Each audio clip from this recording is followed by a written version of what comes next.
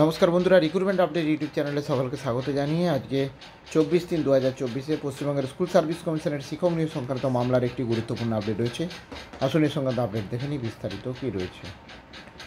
এবার নিয়োগ দুর্নীতি মামলায় রাজ্যের মুখ্য সচিবকে নোটিশ পাঠালো কলকাতা হাইকোর্ট।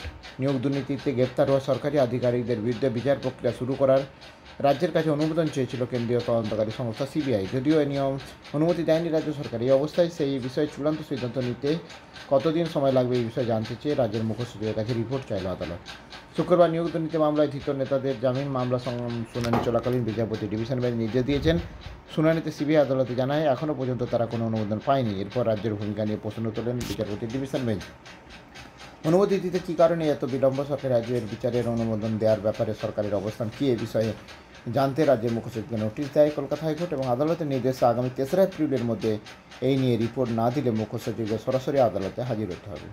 প্রসঙ্গ, স্কুল সার্ভিস কমিশনের শিক্ষক নিয়োগের দুর্নীতিতে যারা গ্রেপ্তার হয়েছেন একাধিক আধিকারিকদের বিরুদ্ধে বিচার কার্য চালাতে সরকারি অনুমোদন লাগে। সে সংক্রান্ত আর আপডেটগুলো অবশ্যই শেয়ার করবো, সঙ্গে থাকবেন এবং চ্যানেলটা সাবস্ক্রাইব করে নেবেন। ধন্যবাদ।